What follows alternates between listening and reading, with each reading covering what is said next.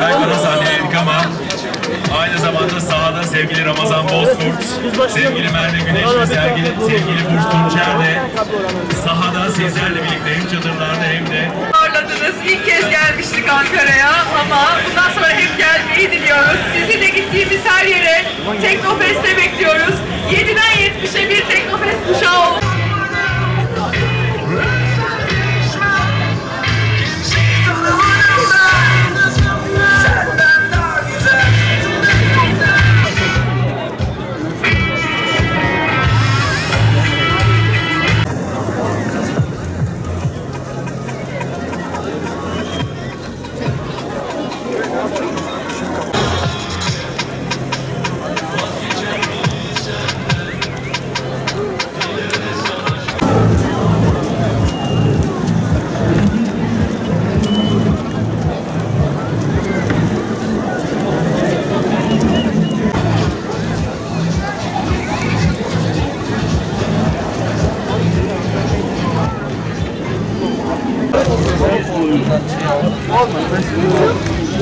Daha ilerledik. E, B, G, H, I, J'de.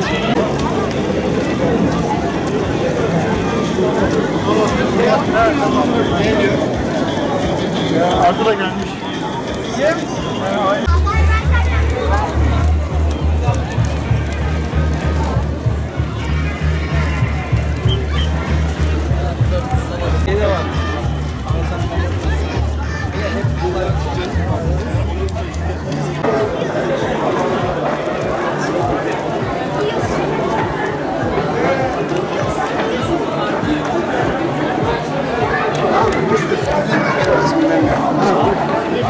Elif.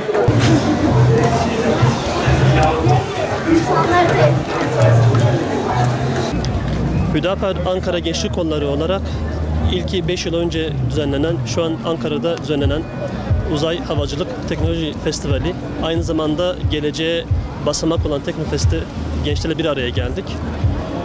44 farklı alanda 1 milyona yakın yarışmacının katıldığını öğrendik. Birbirinden kıymetli gençlerimizin, birbirinden kıymetli yarışma eserleriyle yarışmaya katıldıklarını, teknolojinin iliklere kadar hissedildiği bir ortam gördük.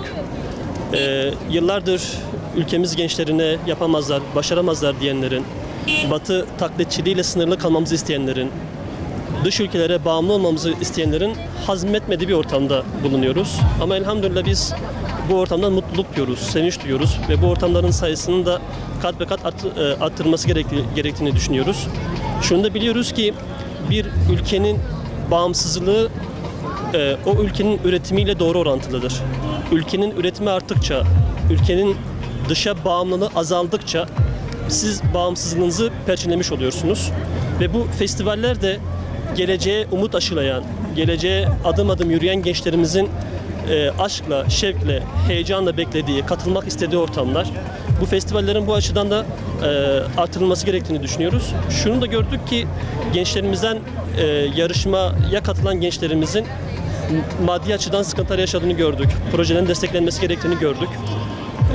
Bizim hükümet yetkililerimizin, belediye yetkililerimizin bu gençlerin çalışmalarına el atmaları gerektiği, fon aktarmaları gerektiği, gençlerimizin umutlarının, ışıldayan gözlerinin, parıldayan gözlerinin sönmemesi gerektiğini söylüyoruz. Ve şunu söylüyoruz, gelin hep birlikte bu gençlerimize el atalım, bu festivallerimizin sayısını arttıralım ve geleceğe adım adım beraber yürüyelim.